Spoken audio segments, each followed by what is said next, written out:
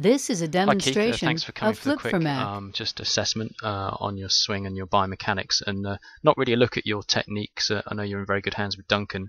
Just wanted to look at the way your body moved and just my take on it from my point of view in terms of your movement patterns and the way you sort of generate your power in the swing. So I'm looking specifically at what your sort of dominant power source is. Just here's the classic sort of kinematic sequence where you've got the red hips, the This blue is a line for the shoulders, and demonstration then of arms flip green, for and then the Mac. release of the club in the black. And you can see here that here's the classic centrifugal sort of release swingers, or the TGM call it a swinger, where the body almost kind of stops and decelerates, and the hips almost counter torque as you reach impact. So it's kind of like a brace release. You unwind the body hips very quickly, very early. This is where you need a relatively high amount of flexibility and stretch factor to be able to do that effectively. And the body needs to be fast. This is a demonstration that, of flip for Mac. certainly in the initial parts of the downswing. And it's a difficult thing to do if you have limited mobility in the knees and also limited amount of flexibility. You need an X factor stretch of at least sort of 50 degrees to have any sort of real power and any effect swinging this way. So this doesn't suit you. This is what I call the petrol engine in effect. The other way of swinging, sort of the diesel engine, which is what they call the centripetal release. This is where there's a much slower start down to the swing. There's This not is much a demonstration acceleration at all in the of flip club for Mac. or the body at all. Everything comes down a lot slower, and then as you reach impact, you can see the red line here where the arrow is.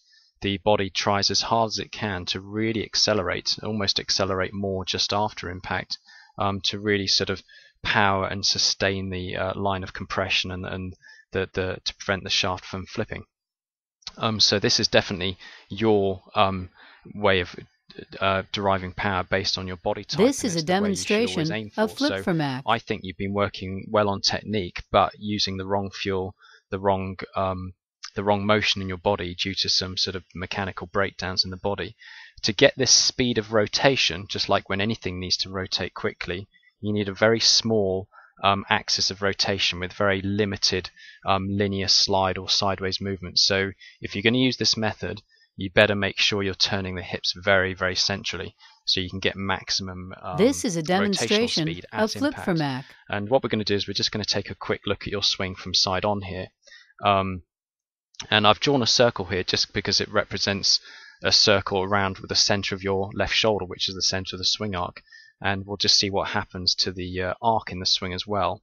But before we look at that, I want you to look at your movement in the hips here, where as you reach the top of the backswing, your hips slide a long way to the left, and you've got a lot of weight on that This left is a foot at the top demonstration of the of backswing. flip for Mac. You can see how a lot of the center of gravity, you can see where your hips are, they've shifted a long way to the left, and you've barely started the downswing.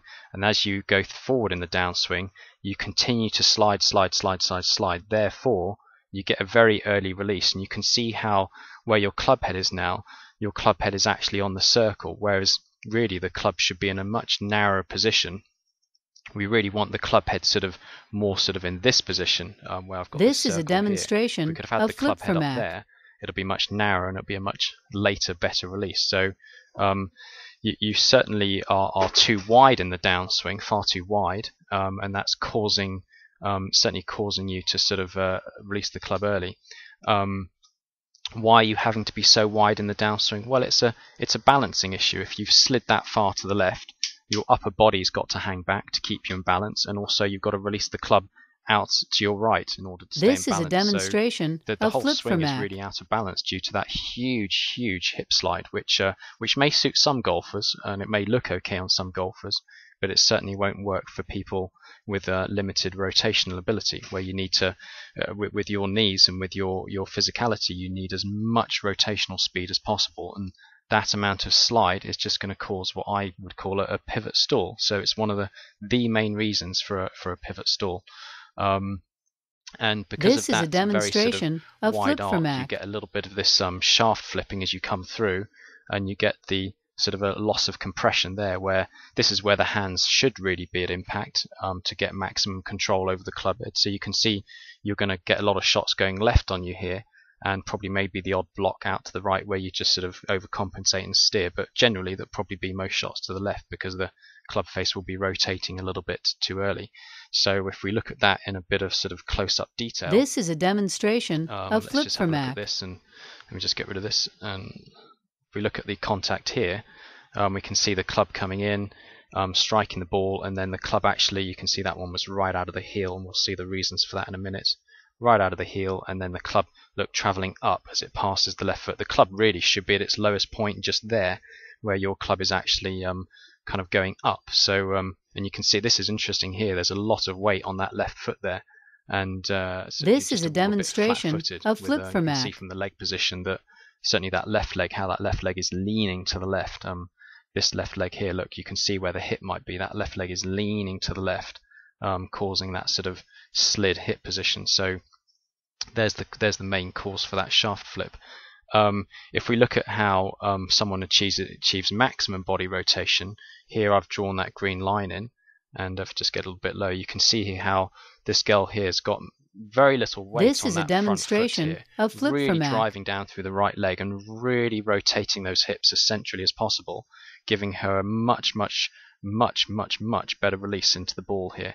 You can see really sustaining the release there. So look at that amazing position there, but it's all down to the fact that she's able to get maximum hip rotation speed. Not saying that of course you're not as flexible as her, but she's using a method where the hips stay very central, which gives this her the is a ability demonstration to turn them of as quickly as flip-for-mac. possible, and that's what you really need in your swing. So that's my take on it, and let's just have a look at another one from down the line here, and just have a look at the sort of the shape of the swing in terms of the plane.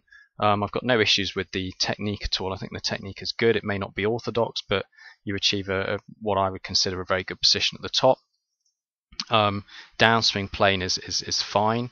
It's probably a little bit above plane, but that's not this really is an a issue. demonstration It sort of corrects of itself very flip-for-mac. well there. But as you come through, instead of what should happen for a player like you, your hand should really be sort of staying on that line there. Your arms and hands actually swing out towards the target too much.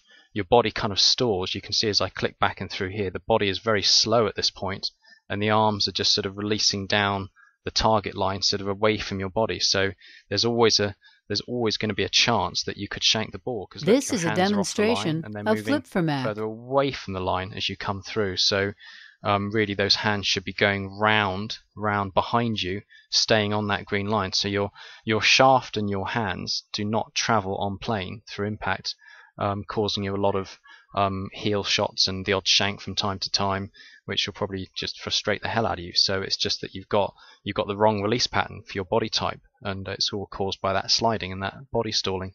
So this is a demonstration from what I've seen, of flip-for-mac. I hope I'm not trying to tread on any toes here, and I think I think the technique's looking good, but just that's my take on it, and you can take what you want from it, and hope that you're able to fix some of these issues. All right, okay, thanks Keith, take care.